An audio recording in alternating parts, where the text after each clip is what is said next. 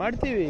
ಈಗಾಗಲೇ ಮಾನ್ಯ ಮುಖ್ಯಮಂತ್ರಿಗಳು ಗೃಹ ಸಚಿವರಿಗೆ ಅವರು ಹೇಳಿದ್ದಾರೆ, ದ್ವೇಷ ಭಾಷಣ ಇರ್ಬೋದು ಅಥವಾ ಸುಳ್ಳು ಸುದ್ದಿಗಳ ಬಗ್ಗೆ ಇದು ಮಾಡಿ ಅಂತ. ಗೃಹ ಸಚಿವರು ಕೂಡ ನನ್ನ ಜೊತೆ ಚರ್ಚೆ ಮಾಡಿ ಮಿಸ್ಇನ್ಫಾರ್ಮೇಷನ್ನು, ಮ್ಯಾಲ್ ಇನ್ಫಾರ್ಮೇಷನ್ನು, ಡಿಸ್ಇನ್ಫಾರ್ಮೇಷನ್ನು, ಫೇಕ್ ನ್ಯೂಸು, ಹೇಟ್ ಸ್ಪೀಚು ಇದ್ರ ಬಗ್ಗೆ ಎಲ್ಲನೂ ಕೂಡ ಒಂದು ಕಾನೂನನ್ನು ತರಲಿಕ್ಕೆ ಜವಾಬ್ದಾರಿಯನ್ನು ಕೊಟ್ಟಿದ್ದಾರೆ. ಅದನ್ನು ನಾವು ಮಾಡ್ತೀವಿ. ಏಕೆಂದರೆ ಇದು ನಾವು ಉದ್ಯೋಗ ಸೃಷ್ಟಿ ಮಾಡಬೇಕು, ಬಂಡವಾಳ ಹೆಚ್ಚಿಸಬೇಕು, ನಮ್ಮ ಯುವಕರಿಗೆ ಒಂದು ಒಳ್ಳೆಯ ಭವಿಷ್ಯ ಸಿಗಬೇಕು, ಉಜ್ವಲ ಭವಿಷ್ಯ ಸಿಗಬೇಕು ಅಂದ್ಬಿಟ್ಟು ನಾವು ಪ್ರಯತ್ನ ಮಾಡ್ತಾ ಇದ್ರೆ BJP ಅವರ ಮತ್ತು ಅವರ ಏನು ಹಲವಾರು ಸಂಘಟನೆಗಳಿದೆಯಲ್ಲ, RSS, VHP, ಆ ಸೇನೆ, ಈ ಸೇನೆ, ಡ್ರಾಮಾ ಸೇನೆ, ಇವೆಲ್ಲ ಅವರಿಂದ ಇವತ್ತು ಹಾಳಾಗ್ತಾ ಇರೋದು. ಇವತ್ತು ನೀವೇ ನೋಡಿ, today Bangalore contributes 39% of the state GDP. ಅದಾದಮೇಲೆ ಮಂಗಳೂರು, ದಕ್ಷಿಣ ಕನ್ನಡ ಎಷ್ಟು ಸುಮಾರು 5.3%, 5.4%. ವ್ಯತ್ಯಾಸ ನೋಡಿ ಸರ್. ಇವರು ಯಾರು ಕೂಡ ಇವ್ರ ಮಕ್ಕಳಿಗೆ ಶಾಲ್ ಹಚ್ಕೊಂಡು ಧರ್ಮ ರಕ್ಷಣೆ ಗೋರಕ್ಷಣೆ ಕಳಿಸ್ತಾ ಇಲ್ಲ, ಬಡವ್ರ ಮಕ್ಕಳಿಗೆ ಕಳಿಸ್ತಾ ಇರೋದು ಇವರು. ಅದಕ್ಕೆ ಕಡಿವಾಣ ಹಾಕೋದು ಬೇಡವಾ? ನಮ್ಮ ಬಡವರ ಮಕ್ಕಳಿಗೆ ಏನು ಉದ್ಯೋಗ ಸಿಗೋದು ಬೇಡವಾ? ಆರ್ಥಿಕ ಚಟುವಟಿಕೆಗಳು ನಿಮ್ಮ ಕರಾವಳಿ ಪ್ರದೇಶದಲ್ಲಿ ಆಗೋದು ಬೇಡವಾ? ಬಂಡವಾಳ ಅಲ್ಲಿ ಬರೋದು ಬೇಡವಾ? ಅಲ್ಲಿನ ಮಕ್ಕಳು ಬರೇ ಏನು ಗೋರಕ್ಷಣೆ ಧರ್ಮ ರಕ್ಷಣೆ ಮಾಡ್ಕೋಬೇಕಾ? ಇವ್ರ ಮನೆ ಮಕ್ಕಳೆಲ್ಲ ಏನು ಮಾಡ್ತಾ ಇದ್ದಾರೆ? ತೆಗಿರಿ.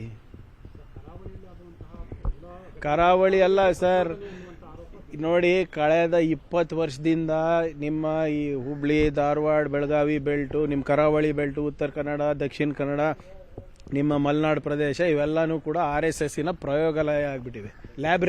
ಲ್ಯಾಬೊರೇಟರೀಸ್ ಆಫ್ ಹೇಟ್ ಆಗಿದೆ. ಯಾರಿಗೆ ಕೊಡ್ತಾ ಇರೋದು ನೋಡಿ, ನೀವು ತೆಗೆದು ನೋಡಿ, ಇತಿಹಾಸ ತೆಗೆದು ನೋಡಿ. ಕಾಂಗ್ರೆಸ್ನವ್ರು ಪ್ರಚೋದನೆ ಭಾಷಣ ಮಾಡ್ತಾ ಇದ್ದಾರಾ? ಏನು BJP ಮತ್ತು ಅವರ ಅಲೈಡ್ ಇಂಡಸ್ಟ್ರಿಗಳು ಒಂದು ಇಂಡಸ್ಟ್ರಿ ಮಾಡಿಬಿಟ್ಟಿದ್ದಾರೆ ಇವರು. ಸುಮ್ಮನೆ ಸುಳ್ಳು ಸುದ್ದಿ ಹಬ್ಸೋದು, ಇಂಥ ಪ್ರಚೋದನೆ ಭಾಷಣ ಕೊಡೋದು. ಯಾರಾದರೂ ನನಗೆ ಒಂದು ಹೇಳ್ಬಿಡಿ, ಯಾರಾದರೂ ಒಂದು ಮನೆ ಕಟ್ಟಕ್ಕೆ ಅವಕಾಶ ಮಾಡಿಕೊಟ್ಟಿದ್ದಾರಾ? ಒಂದು ಬಾಳ್ ಕಟ್ಟಿದ್ದಾರೆ RSSನವರು? ಹೌದಪ್ಪ, ಇಂಥ 10 ಜನ ಯುವಕರಿಗೆ ನಾವು ನೌಕರಿ ಇಸ್ಕೊಟ್ಟಿದ್ದೀವಿ, ಇಂಥ 10 ಜನರು ಯುವಕರಿಗೆ ನಾವು ವ್ಯಾಪಾರ ಮಾಡ್ಲಿಕ್ಕೆ ಅನುಕೂಲ ಮಾಡಿಕೊಟ್ಟಿದ್ದೀವಿ. ಇಲ್ಲ, ಬರೇ ಧರ್ಮ ರಕ್ಷಣೆಗೆ ಬಿಟ್ಟಿದ್ದೀವಿ, ಗೋರಕ್ಷಣೆಗೆ ಬಿಟ್ಟಿದ್ದೀನಿ, ಅಷ್ಟಕ್ಕೆ ಸೀಮಿತ ಇದ್ದಾರೆ ಇವರೆಲ್ಲರೂ.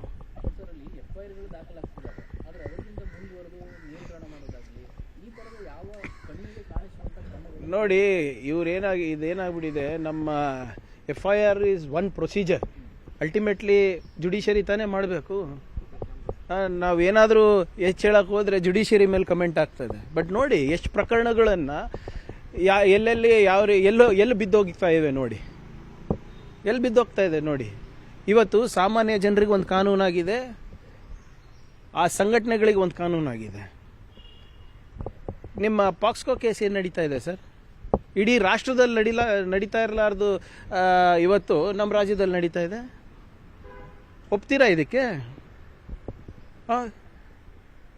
ಏನಕ್ಕೆ ಕೆಲವು ಸಂಘಟನೆಗಳಿಗೆ ಕಡಿವಾಣ ಹಾಕ್ಲಿಕ್ಕೆ ಆಗ್ತಾ ಇಲ್ಲ? ಇವತ್ತು ಮೊನ್ನೆ ನಾನು ಅಭಿನಂದನೆ ಸಲ್ಲಿಸ್ತೀನಿ. ಕಲಬುರಗಿ ಹೈಕೋರ್ಟ್ನಲ್ಲಿ ಮೊನ್ನೆ ಏನು ಪ್ರಚೋದನಾ ಭಾಷಣ ಕೊಟ್ಟಿದ್ರು ರವಿಕುಮಾರ್ ಅವರಿಗೆ, DC ವಿರುದ್ಧ, ಅವರು ಪಾಕಿಸ್ತಾನಿಂದ ಬಂದಿದೆ ಅಂದಾಗ ಫಸ್ಟ್ ಕ್ಷಮೆ ಕೇಳು ಅಂತ ಹೇಳಿದ್ರು. ಅಂಥ ಡಿಸಿಷನ್ಗಳು ಬಂದರೆ ಆಟೋಮ್ಯಾಟಿಕ್ಲಿ ಇವರು ಇದಾಗಿದೆ. FIR ಮೇಲೆ ತಾನೇ ಆಗಿರೋದು ಕೇಸು. FIRಗಳು ಆಗ್ತಾ ಇವೆ. ಸ್ವಲ್ಪ ನಮ್ಮ ಕಾನೂನು ವ್ಯವಸ್ಥೆ, ಜುಡಿಷಿಯರಿದವರು ಕೂಡ ಇದು ಗಂಭೀರವಾಗಿ ಪರಿಗಣಿಸಿದ್ರೆ ಇವೆಲ್ಲ ನಿಯಂತ್ರಣ ಆಗುತ್ತೆ.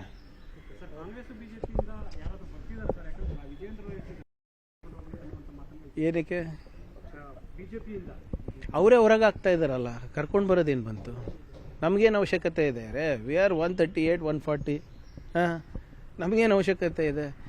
ಇವರೊಬ್ಬರೇ ಅದೇನೋ ಒಂದು ಗಾದೆ ಇದೆಯಲ್ಲ, ಹಾಳು ಊರಿಗೆ ಉಳಿದವನೇ ಗೌಡ ಅಂತ. ಹಂಗೆ ಆಗ್ತಾ ಇದೆ BJP. ಪಾಪ ಒಬ್ಬರಿಗೆ ಶಾಶ್ವತವಾಗಿ ಕುರ್ಚಿ ಕೊಡೋದಕ್ಕೆ ಎಲ್ಲರಿಗೂ ಹೊರಗೆ ಆಗ್ತಾ ಇದ್ದಾರೆ. ನಾನು ಅವತ್ತು ಹೇಳಿದ್ದೀನಿ, ನೀವು ನಮ್ಮ ತತ್ವ ಸಿದ್ಧಾಂತವನ್ನು ಒಪ್ಕೊಂಡು ಬರಂಗಿದ್ರೆ ಸ್ವಾಗತ. ನಮ್ಮ ತತ್ವ ಸಿದ್ಧಾಂತ ಇದೆ, ನಾವು ಸಂವಿಧಾನದ ಪರವಾಗಿದ್ದೇವೆ, ಅವರು ಒಪ್ಪಿದ್ರೆ ಬರಲಿ, ಯಾರು ಬೇಡ ಅಂತ ಇದ್ದಾರೆ.